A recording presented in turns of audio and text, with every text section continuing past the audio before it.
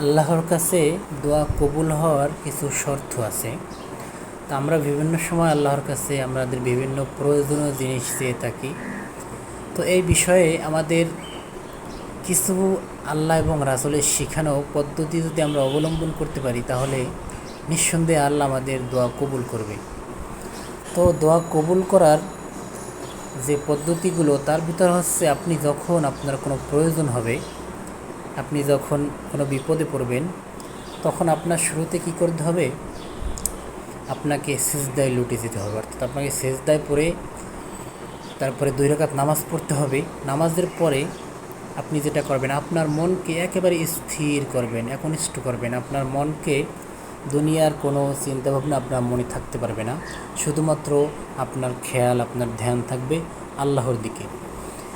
এরপরে আপনার মনটাকে আপনি একেবারে একদম নির্ভেজাল করে তারপরে আপনি যেটা করবেন, শুরুতে আপনাকে সূরা ফাতিহা তেলাওয়াত করতে হবে। সূরা ফাতিহা তেলাওয়াত করার পরে আপনাকে আল্লাহ তাআলার কিছু গুণবাচক নাম জিকির করতে হবে। এরপরে আপনাকে রাসূলের প্রতি মহব্বত দিয়ে, দিল দিয়ে আপনাকে দুরূদ শরীফ পড়তে হবে। এরপরে আপনার দুনিয়া, আখিরাত, পরকাল, ইহকাল যা হোক, মানে যা কিছু আপনার দরকার, তো এগুলো আপনি চাবেন এরপরে।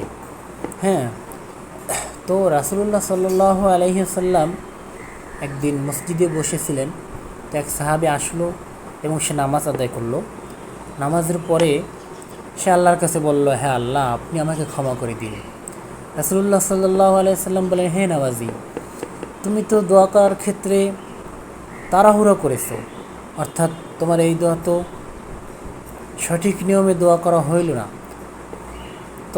তখন তাকে রাসূলুল্লাহ সাল্লাল্লাহু আলাইহি ওয়াসাল্লাম শিখিয়ে দিলেন যে, শোনো, তুমি যখন দোয়া করবে, আল্লাহর কাছে কিছু চাবে, তখন তুমি সময় নিবে।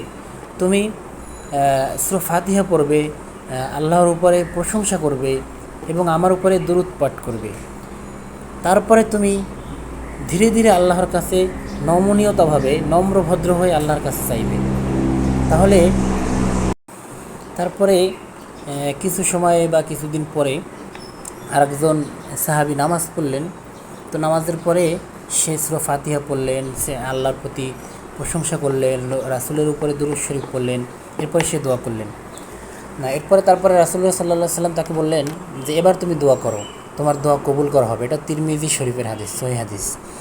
তো এর দ্বারা বোঝা যায় যে আমরা দোয়া করি এরকম, যদি একটা বিপদে পড়লে, হে আল্লাহ তুমি আমারে বাঁচাও, হে আল্লাহ তুমি আমার এইটা দাও, হে আল্লাহ আমার টাকা নেই, আমার তাড়াতাড়ি টাকা দাও, আমার এই সমস্যা ওই সমস্যা, মানে হাঁটা চলা অবস্থায় বলি, তাই না?